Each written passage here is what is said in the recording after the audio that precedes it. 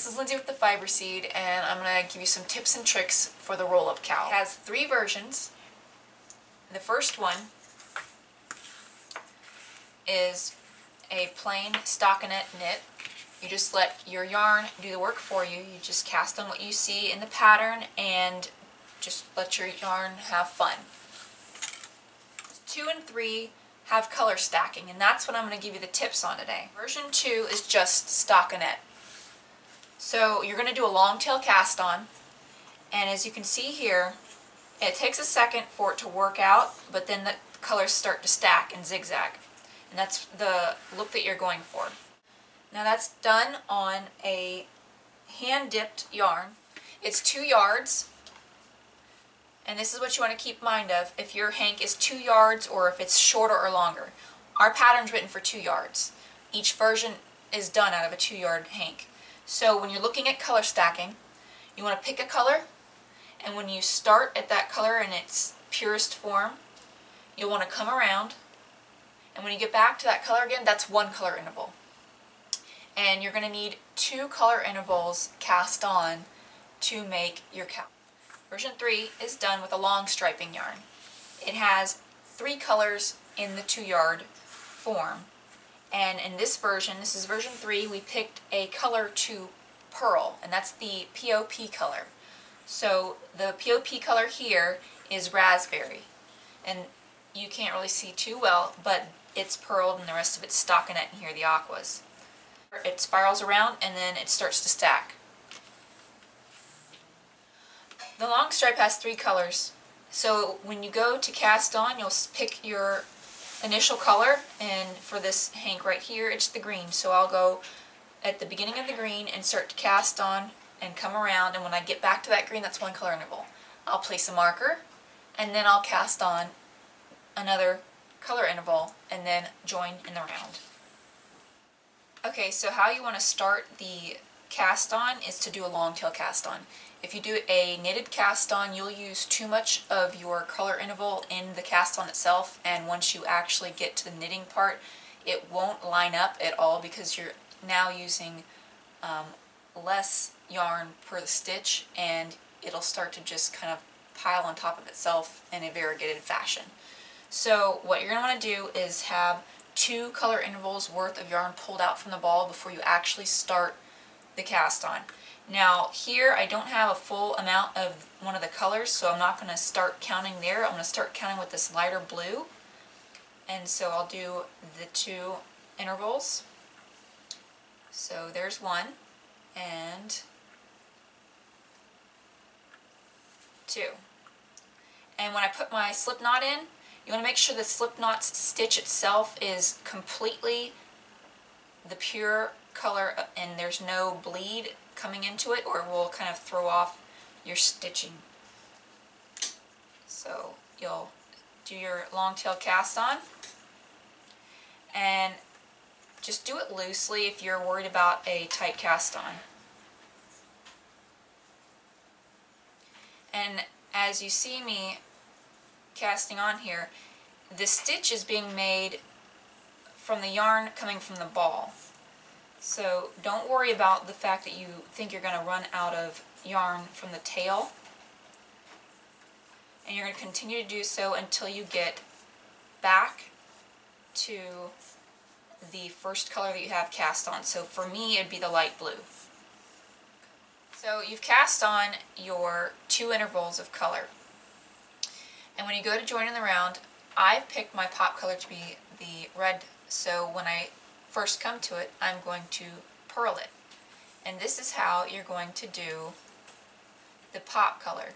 When you get to the stitch that you created from the previous row, which will be on your left, and that's your pop color, that's when you're going to purl it, not when you get to it in the ball. Otherwise, you'll end up purling the wrong color and it's going to look a little wonky.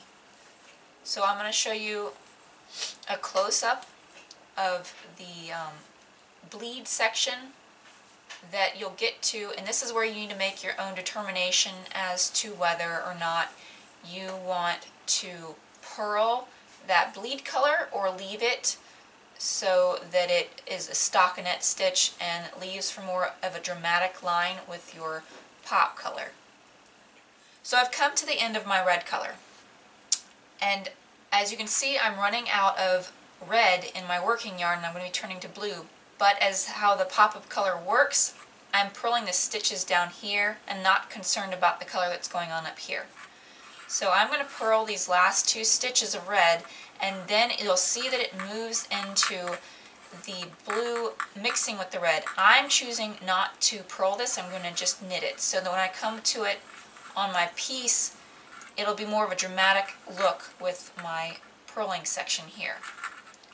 So now I don't have any more red, so I'm just going to keep on knitting in the round until I get to it again. So we've come back around to our pop of pearl color.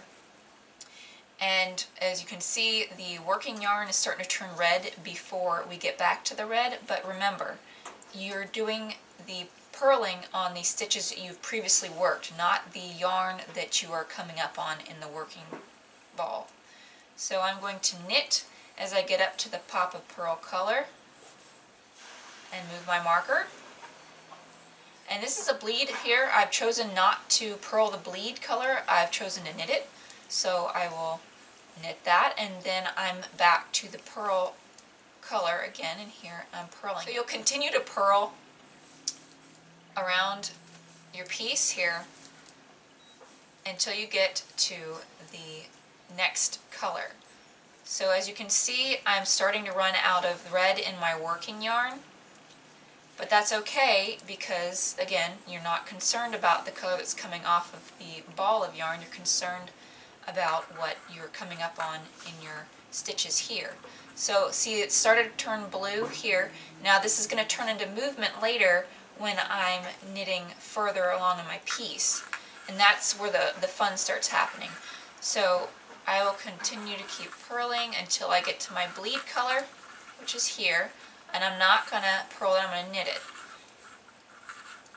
So basically I've got my purl stitches, and then this will start working up in the knit stockinette, and it's going to start moving any way it wants to, but I can show you how to manipulate it on purpose.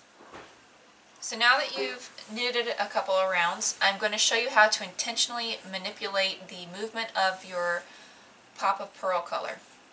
Mine is moving to the right now, but I'm going to make it intentionally move to the left.